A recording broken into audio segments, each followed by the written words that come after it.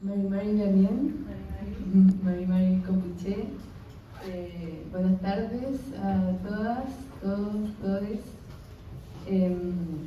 Bueno, primero que todo, para mí es un verdadero honor y una alegría aquí estar contigo, Graciela, poder presentarte, poder conversar sobre tu libro.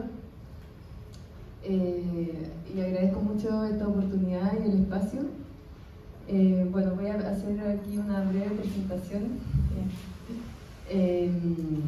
Graciela, bueno, es una escritora y poeta mapuche huilliche. Nació en Rahue, ubicado a 36 kilómetros de Osorno, o Chauracahuín en lengua mapuzungún, en la comunidad de Hualinto, la misma que le daría el título a su primer libro, que ahí está. Su relación con la escritura nació a muy temprana edad. Su madre falleció cuando ella tenía 13 años y su padre trabajaba en un molino gran parte del día. Fundamental para un pueblo, para sobrevivir. Y como dices, sin proponérmelo, porque nunca hice un estudio, fui la primera mujer indígena en publicar un poema, un libro. Y bueno, y eso hoy día me llena de orgullo porque fui como una punta de lanza que va abriendo así, que va un camino y en el cual hoy día por ese camino transitan una treintena de mujeres poetas en lenguas originarias que se atrevieron a dar este paso, porque es un país en el cual vengo, la discriminación es muy grande, no solamente con los pueblos originarios, sino que a todo lo que es distinto y que se considera una raza blanca, y que los pueblos originarios somos como el lunar que está inserto ahí. Entonces, romper esta discriminación, primero como mujer, como pobre y como mapuche, fue muy difícil, pero sin embargo lo logré. Y bueno, aquí estoy con mis versos, con mis relatos, con mis cuentos, y de esa manera también me he insertado no solamente en mi pueblo, sino que también en la sociedad chilena, y he también roto otra frontera en la cual mi voz ha llegado. Así que les agradezco de todo corazón por interesarse en conocer a través de mi verso la historia de mi pueblo, que es una historia muy sufrida, aguerrida, y que, como dije anteriormente, no ha dejado de luchar, sigue todavía en la lucha. Y mi poesía, los versos, también es una forma de luchar. A lo mejor en este minuto mis hermanos están en el sur, en Chile, tirando piedras, defendiendo sus territorios. Yo lo hago desde mi trinchera, que es la poesía, lanzando versos, y para derribar esto que tienen no solamente la sociedad chilena, sino que en la mayoría de los pueblos que he conocido, que la discriminación es muy grande. No sé por qué el ser humano nace con un bicho, una infección en la mente que se llama discriminación, y que si no eres igual a ti, no entras en ese lugar. Por lo tanto, el pueblo mapuche siempre ha estado al margen de la sociedad chilena, pero hemos sabido salir adelante, hemos salido con dificultad, y hoy día somos un pilar en la sociedad chilena culturalmente, y eso es gracias a nosotros, al esfuerzo, a la garra, porque nadie nos dio nada, solamente fuimos nosotros los que hicimos el ñeque para poder romper esta capa de discriminación y salir adelante. Este poema lo hice a medias con mi padre, aunque él había muerto cuando yo lo escribí, pero lo hicimos a medias. La vida y la muerte se hermanan. Al mirar atrás, puedo ver el camino y las huellas que voy dejando. A su orilla árboles milenarios se alzan, con algún cruce de amargas plantas, pero es equilibrada su sombra desde la huerta de mi casa. Allí aprendí a preparar la tierra, la cantidad de semilla en cada melga, para no tener dificultad en aporcarla.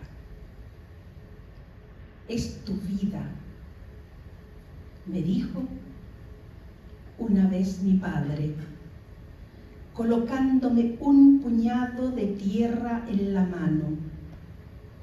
La vi tan negra, la sentí tan áspera. Mi pequeña palma tembló.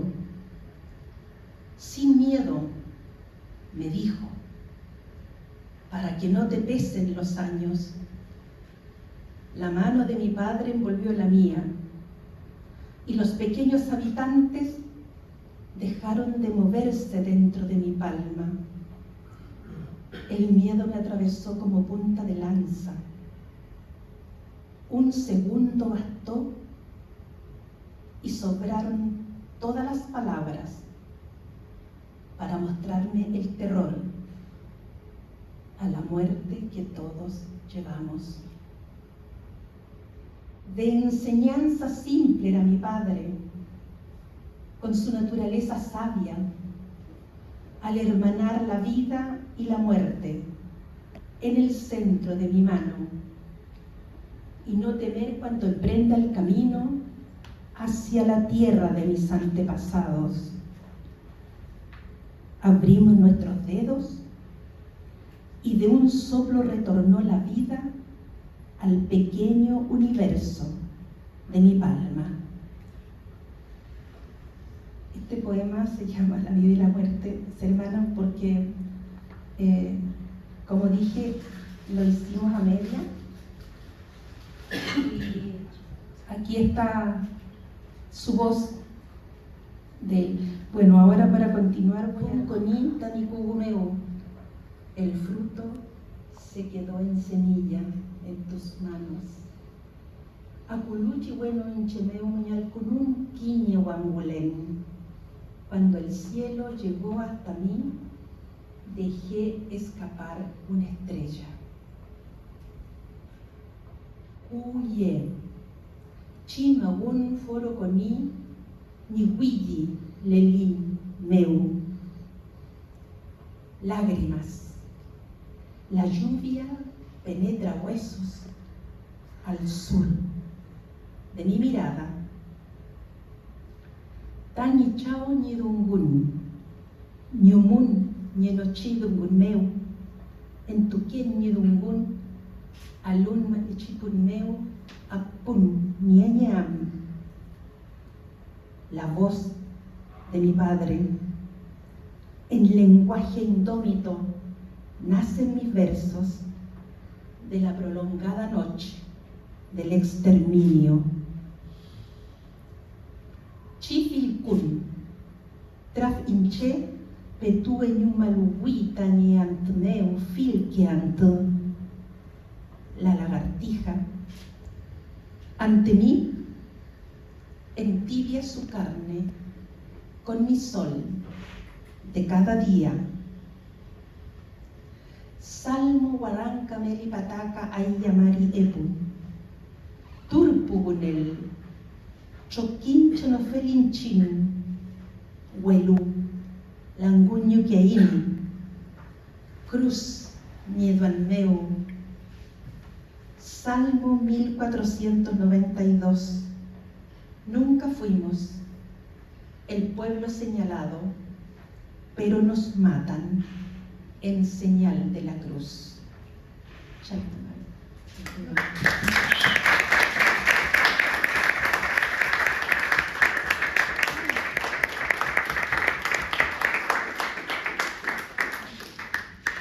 Mucha admiración a la cultura y a la resistencia mapuche, y por eso para mí también es muy enriquecedor y muy nutritivo estar aquí contigo conversando, y ha sido un hermoso viaje también leer tu novela, muy conmovedora y que bueno, absolutamente recomendable para entrar en este viaje exploratorio justamente del Gualmapu, de la cultura, de los elementos identitarios, de todo este archivo culinario,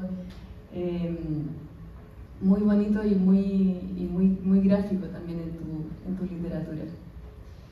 Y bueno, yo en realidad, como para empezar la conversación, te iba a preguntar,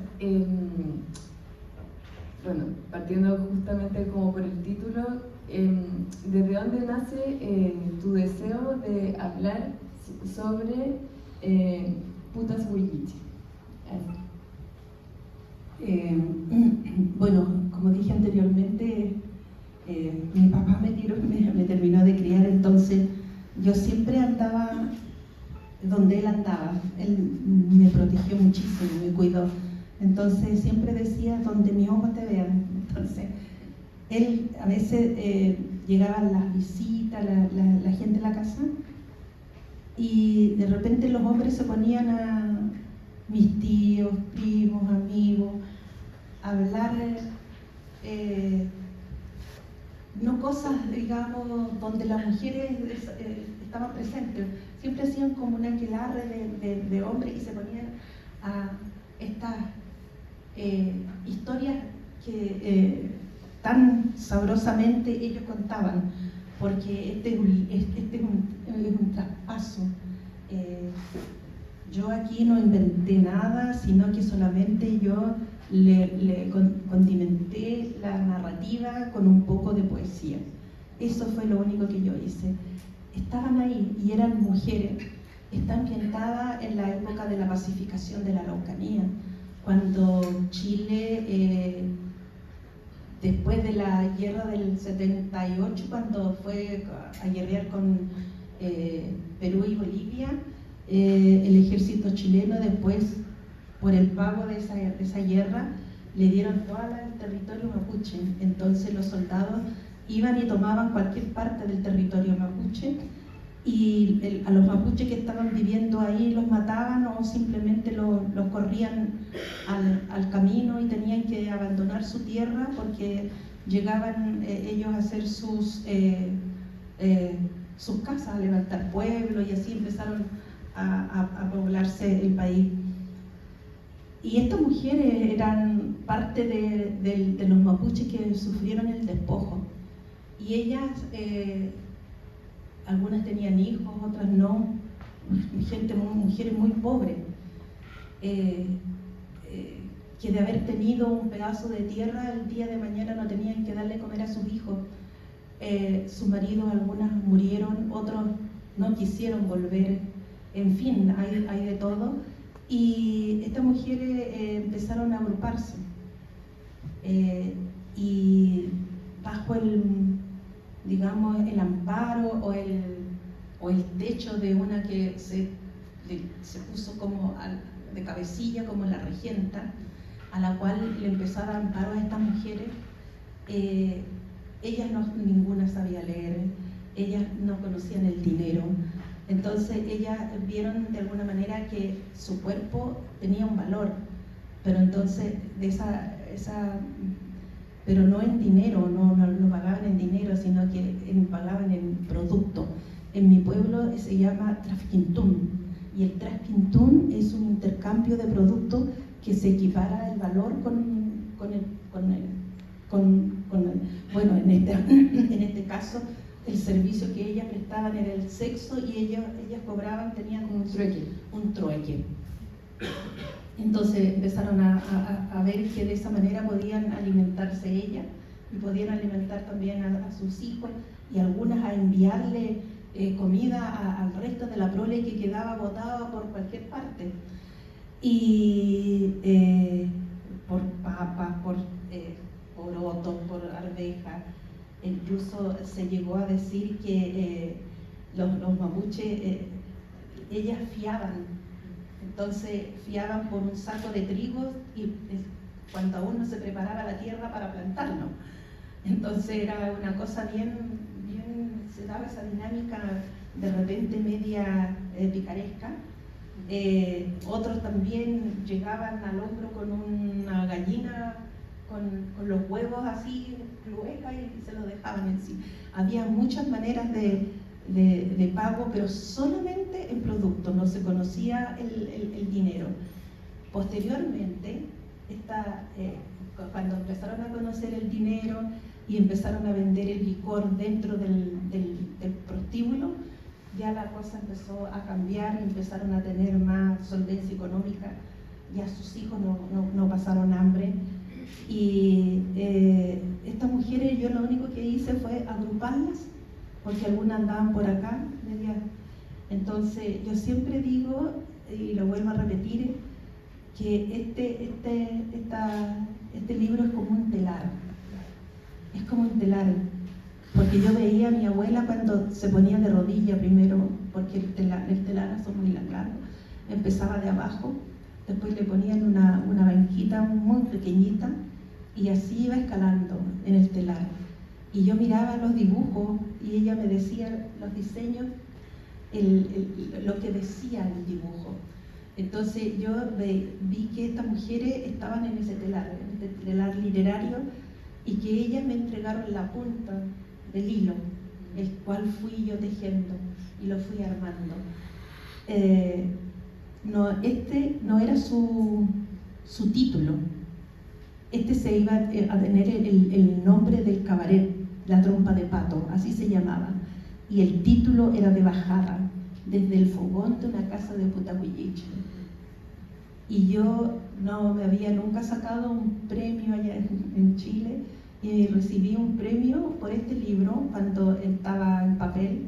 Uno postula y me dieron un premio, pero me mandaron una carta de una ministra de la época, en la cual la ministra muy respetuosamente me dice que le baje la bajada y que solamente le ponga el título La Trompa de Pato. Entonces yo me sentí ofendida, porque yo, si hubiese sido un escritor chileno, no lo hubieran cuestionado, pero yo era india, entonces ellos tenían que dirigirme como yo tenía que escribir, y no solamente en este libro, sino que en todos mis otros libros. Y yo dije un par de palabras gruesas contra la autoridad. Esperé a que me dieran el premio, porque si no, claro que no me lo dan, y borré La Trompa de Pato y subí la bajada, y así quedó el título. Después tuve la oportunidad de hablar con esta señora, con la ministra, era su firma, y le comenté, y ella me dijo: ¿cómo se te puede ocurrir, Graciela? No, mis asesores. Bueno, ya le dije, pero eso fue lo que ocurrió, y se lo conté tal cual le estoy contando acá.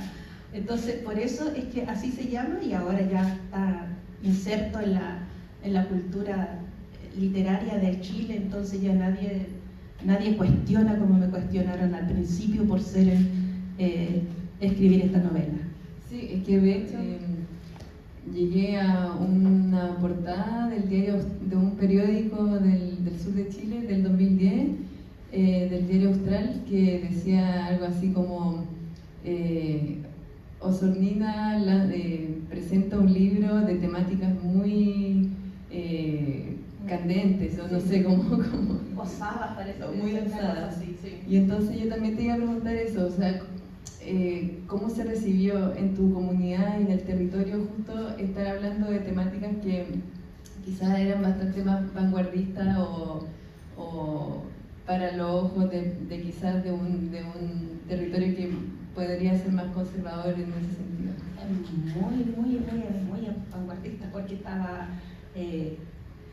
yo cuando hice este trabajo me puse a investigar, yo investigué 5 años, estaba ahí en la biblioteca y fui a ver en el Archivo Nacional cuántas mujeres habían escrito sobre la prostitución, novela, cuento. Encontré un poema de la Teresa Calderón que habla de la prostitución, no en sí habla de una prostituta, sino que habla sobre la prostitución y ninguna más. En esa época, el 2010, no, nadie en Chile.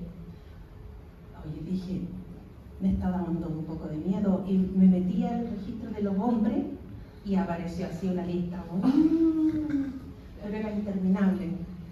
Entonces, en realidad yo sentí un poco de susto, porque era una novela y no era un poema. Entonces, y yo siempre a ellas le digo mis chicas, porque ellas me han dado de comer en los momentos más duros, me han dado de comer. Entonces yo le digo, le dije en esa época que ellas me ayudaran, que ellas eran mi pilar, le dije yo, porque yo hablo con ellas, no importa que me digan que estoy loca, yo hablo con ellas y les pido permiso antes de poner en ese telar literario sus vidas, le pedí permiso y lo hice con el mayor respeto, porque aquí no hay pornografía. Las palabras de sexo son las precisas, las que se pueden encontrar, y yo creo que ellas fueron las que me ayudaron, me dijeron adelante, sigue adelante, y así lo hice. Y hoy día este libro se lee en las más importantes universidades de Chile, como es la Católica, la misma Chile, la de Santiago, las que son del Estado. Ahí se está leyendo este libro. Entonces, hoy día digo, tan mal no tengo que haberlo hecho para poder estar en ese territorio. Es decir, yo fui favorecida porque en mi núcleo mi madre no tenía ningún tipo de religión, mi padre sí. Entonces, la mayoría de las veces que me quedaba con mi mamá, yo jamás escuché decir Dios te va a castigar, o eso es pecado, o eso es malo, nunca. Entonces, para mí esas cosas no existen. Yo sí vi, en mi cultura hay una palabra que se dice norche, que es ir en una línea recta, sabiendo todas las cosas buenas y malas que hay por alrededor. Y si uno quiere ser malo, es malo nomás, porque uno quiere. No es que nadie le esté diciendo, como la religión católica, que cuando uno hace algo malo le echa la culpa al diablo, le echa la culpa que se me metió, y no, eso es mentira para mí. Entonces, igual que Dios, es decir, siempre me busco explicaciones quién es, pero no la encuentro todavía. A lo mejor sí las hay o existen, pero por ejemplo yo le hablaba con una persona, le digo, al menos para mí el sol yo lo veo todos los días. Entonces, y nosotros somos muy agradecerle a la naturaleza. Eso es, si se ponen, nos vamos al concepto de Dios, porque el concepto de Dios no existe en el pueblo mapuche, así como no existe puta, no existe la palabra pecado, no está en nuestra lengua. Entonces, cuando llegaron los curas, empezaron a buscar algo que se asemejara a Dios, por ejemplo. Y le pusieron Neye Chen. Neyen es respiro. Eso es respiro. Y Chen, de la persona que está viva, porque nosotros, el Mapudungun son ideas. Entonces nosotros respiramos porque estamos vivos. Y el concepto, porque son ideas del Mapudungún, es decir, cuando decimos Neyechen, estoy diciendo yo soy Dios. Que el ser humano es Dios. Entonces, no sé si los mapuches que le transmitieron ese Neyechen a los curas lo hicieron sabiendo o como burlándose los curas, o lo hicieron, pero ya está acuñado. Entonces, cuando hablan de Dios, hablan de Neyechen y no están. Es decir, el cura está diciendo, cuando habla de Neyechen haciendo una misa en Mapudungún, está diciendo yo soy Dios. Entonces, lo que nosotros sabemos, en realidad sí, puede ser Dios. Entonces, para ciertas cosas, y más en esa época. Y entonces hay muchos conceptos que se asemejan, pero no son ni siquiera parecidos a la realidad.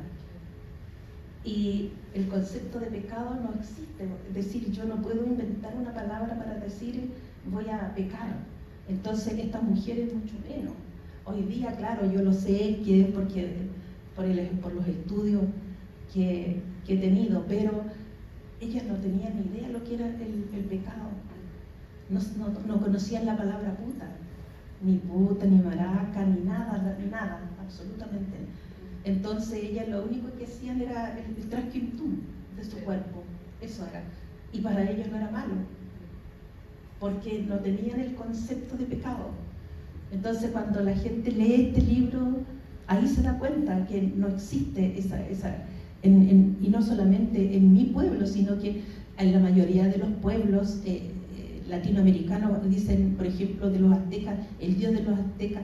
A lo mejor ellos tampoco tenían el concepto de Dios como lo tenemos nosotros, a través de la religión, de cualquiera que sea, pero le pusieron así y a lo mejor eran otras cosas, eran a las que ellos, no sé, le colocaban un nombre, pero como los primeros escritos en toda América fue a través de los curas, es que se empezó a acuñar estos términos. Y algunos sí son o corresponden, pero otros no corresponden completamente. Son una idea que uno lo deja pensar. De Remolienda, la casa de Huifa, este lugar del prostíbulo, en donde se dan todas estas, múltiples historias, experiencias, se van contando los diferentes relatos de cada una de las personas que pasan por ahí o que viven ahí. Y tú creo que también le atribuyes como una simbología a ese lugar, por ejemplo, cuando dicen también que algunas personas solamente hablaban la lengua cuando estaban aquí en este lugar. Ahí se hacían las ceremonias, los yiyipún, se hacían todas estas rogativas, se mantenía el tema de todos estos elementos identitarios mapuche, donde la solidaridad era como el pacto base para todas y todos las personas que estuvieran allí. Y también lo que me parecía interesante esto de que no dejaban entrar a chilenos, o sea, como el cliente chileno no entraban solamente para la misma gente mapuche, y que luego cuando murió la mujer, la regenta, y que todo cambia cuando empiezan a entrar.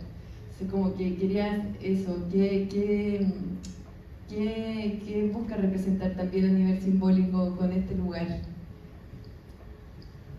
Que la casa de la regenta, ella no era, si bien es cierto, era una campesina, una niña que fue violada. Ella no quiso nunca hacer un prostíbulo, ella quiso hacer una casa de acogida, donde llegaran todos estos hombres que lo habían arreado a la ciudad. Entonces ella hizo esa casa como de acogida, porque ahí lo único que había era cariño, ahí no hubo nunca una pelea, se bailaba, se cantaba, pero todo era solamente del pueblo, porque la regenta así lo dijo y así lo dictaminó, pero después ella se murió y siguieron las hijas, y fueron las hijas que cambiaron el sistema, pero la casa nunca más volvió a ser lo que fue en esencia, que para ella no era un prostíbulo, porque no tenía el concepto de prostíbulo. Para ella era una casa como de Huifa, como tú dijiste, una casa de Huifa, una casa alegre, y incluso donde había niños, y donde se vivía una verdadera hermandad, porque todas las personas que llegaban ahí eran todas solas que llegaban. Entonces, si había un plato de comida, ese plato de comida lo compartían. Si había 20 personas, las 20 personas se comían ese plato de comida. Es decir, a nadie le faltó nada. Y entonces, pero esta mujer era muy visionaria, yo la encontraba, porque ella siempre adentro del prostíbulo, ella hacía respetar el ADMAPU, son las leyes que rigen al pueblo mapuche. Ella siempre hizo respetar el ADMAPU, por eso es que no hubo ninguna pelea, no hubo ninguna traición, nada. Entonces ella, al cerrar la puerta, ella misma lo dice, puertas adentro, ellas eran mapuche, y puertas afuera se mezclaban con la chillura, dice, y ellas se reían de eso, porque decían chillura de día y puta de noche, pero eso lo hice yo porque ellas querían decir que eran libres, porque ahí era la libertad, ahí todos tenían distintas maneras de pensar, hombres, mujeres, todos eran muy distintos, pero lo primordial era el respeto que se vivía ahí. Siento un prostíbulo, y yo creo que por eso es que esta novela es distinta, porque es no sé si llamarle prostíbulo, casa de puta, casa de remolienda, casa de huifa, porque en el fondo sí era, pero tampoco lo era.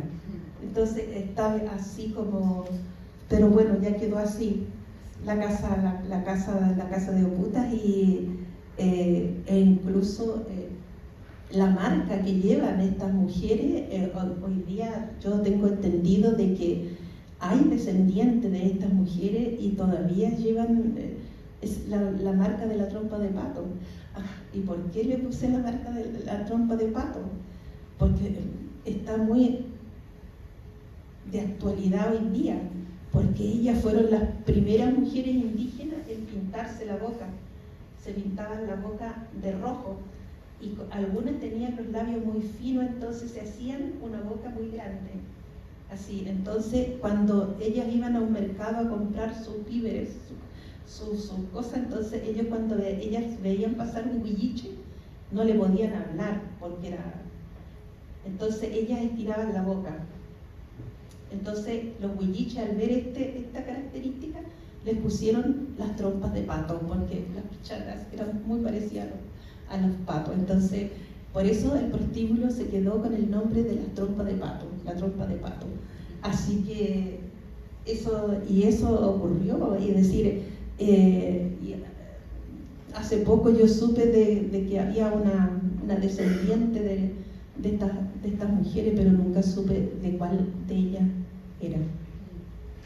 Sí, porque Se contaban cosas que incluso me decían, no, estas cosas no deben ser dadas a conocer, porque deben de quedar solamente en el pueblo mapuche.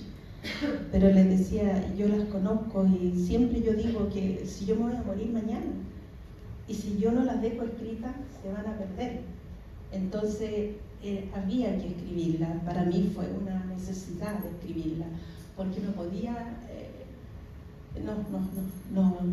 no podía irme sin dejarla escrita, y no solamente esta, sino que todos mis libros y todos los que vienen,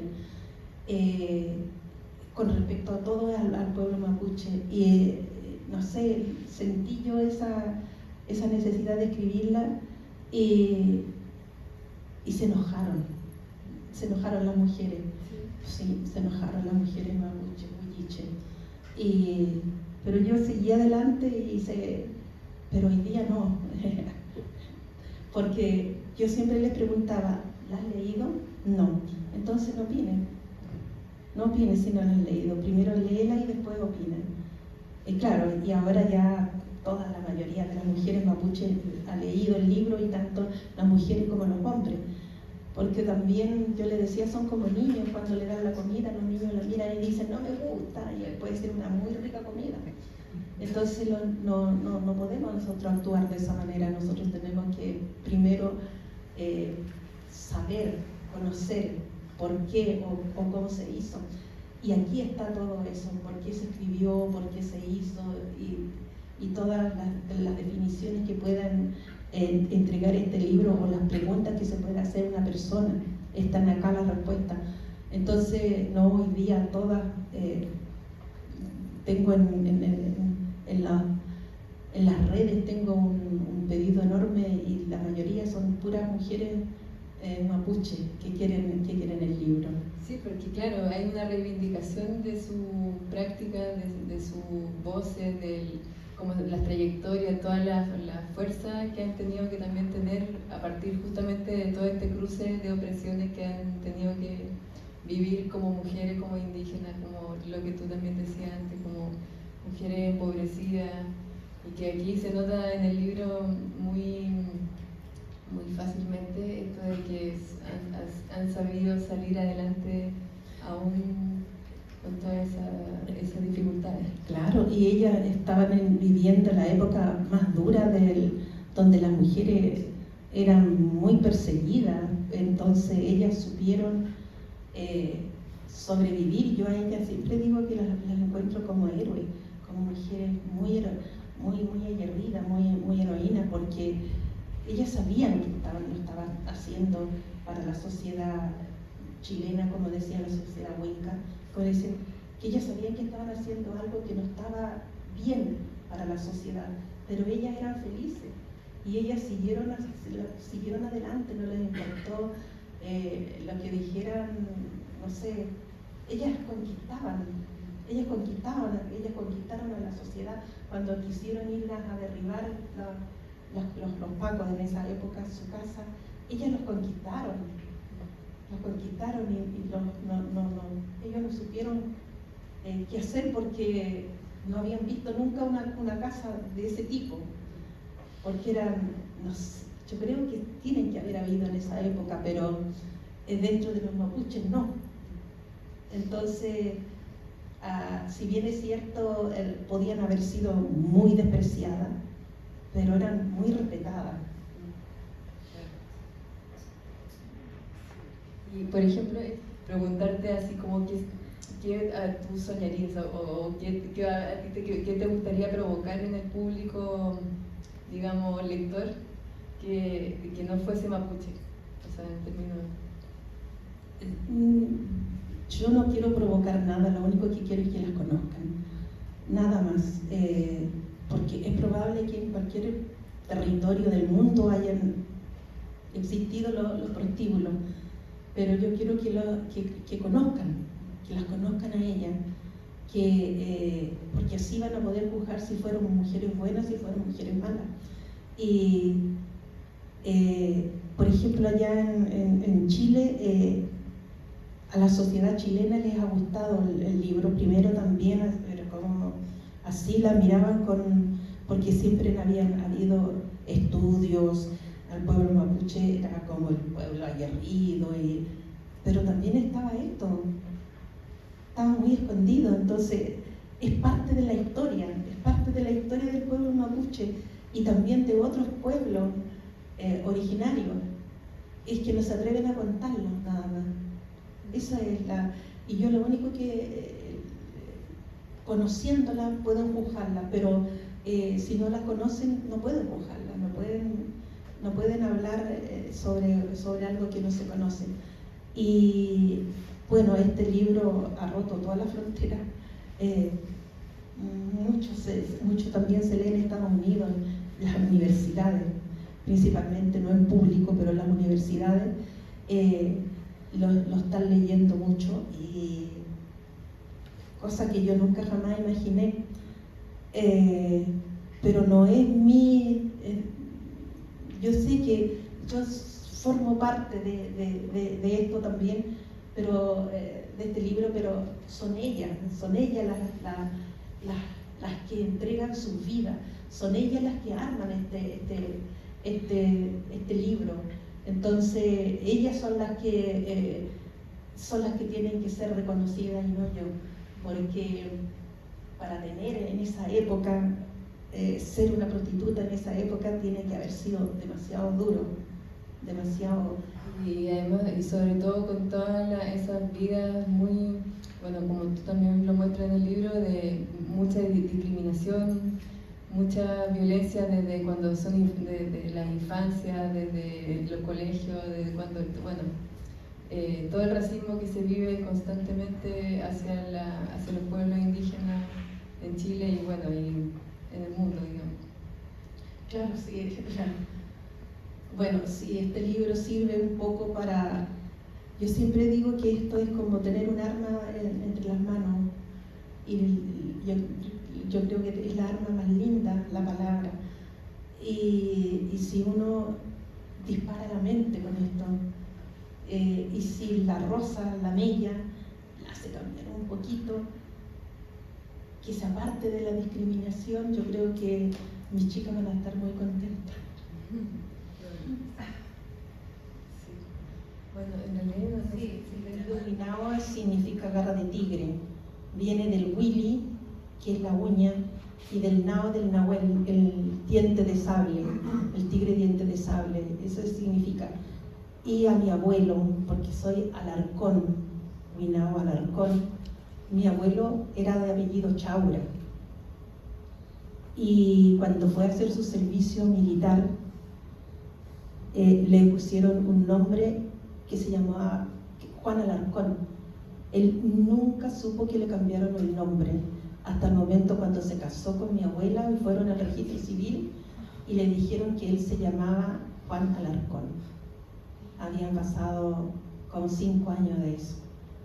Pero bueno, así son las cosas que le pasan a los pueblos originarios, pero te aseguro que a ningún otro pueblo que no sea originario no le pasan estas cosas, pero a nosotros sí, todavía creen que nosotros somos como marionetas, que pueden manejarnos con hilo, entonces al antojo de ellos. Pero hoy día se está reivindicando los nombres y las nuevas generaciones de mapuche le están colocando a sus hijos nombres mapuche como debería ser. Decir, es para volarse. Entonces dicen, yo no lo sé, que cuando llegaron los chilenos, en las machis hicieron una reunión, una junta, y que nunca iban a decir cuál es la medicina la tuve. Nadie. Yo a lo mejor puedo pasar pisándola y no la conozco. Y las personas a lo mejor que sí la conocen, los mapuches, no lo van a decir nunca. Solamente es un registro que quedaron para las machis, porque imagínate, o si no, no sé, serviría, si tenemos este poquito de tierra, no quedaría nada por buscando la tuve. Es decir, yo creo que fue una medida para protegerse del pueblo mapuche, de no decir o conocer, decir yo conozco la tuve, pero mi papá, a él sí, a él se la dieron cuando tenía 12 años la tuve, pero él nunca, jamás me dijo cuando íbamos por el campo, esta es, jamás, porque él respetaba la palabra del machi, es decir, del machi o el machi, de no decirlo, pero son códigos. El mapudungún estuvo a punto de extinguirse hace 50 años, más o menos. Nadie lo hablaba y solamente se hablaba puertas adentro, en el núcleo familiar, muy poco. Mi padre aprendió el castellano cuando él tenía 12 años y lo aprendió a palo, porque tenía que aprender la voz celestial, que era el castellano, y tenía que olvidarse de la voz del infierno, que era el mapudungún. Entonces, somos una generación que fuimos negados de la lengua. Pero sin embargo yo como poeta y como escritora, cuando después ya empecé a trabajar con las letras, empecé a estudiarlo. Estuve 6 años estudiando mapudungún con una de las profesoras muy importantes de allá en Santiago, con Clara Antinao. Ella fue mi profesora por 6 años. Pero el gobierno ahora, yo soy huilliche mapuche del sur, están los pehuenches, las quienches, los picunches, hay diferentes, y cada uno tenemos una lengua común, pero tiene algunas diferencias. Entonces cuando llegó el minuto, porque hoy día hay una mayor preocupación, voy a decir, por el rescate, no solamente de la lengua, sino por el rescate de los pueblos originarios, debería ser mucho más grande, pero voy a decir eso, y se unificó. Entonces sacaron del huilliche 5 palabras, del lafkenche 5, y se hizo el Adunchefe, que es el alfabeto unificado. Perdimos, los pueblos perdieron, pero ganamos porque no va a morir. Y hoy día ese es el alfabeto que se está usando el Ministerio de Educación, ese es el alfabeto que está usando en los textos, y bueno, al graficarlo ya no se va a ver, no va a perdurar. Y sin embargo se hicieron registros de estos diferentes pueblos para conservarlos solamente, pero no para darlos a conocer. Hoy día los consultorios, los hospitales, todas los colegios, todos tienen el nombre en castellano y también en mapudungún, de una manera de ir dando a conocer la lengua. Pero en Chile el mapuche, el mapudungún es el más fuerte. No sé si porque somos más peleadores, pero es el más fuerte y el que se ha impuesto más.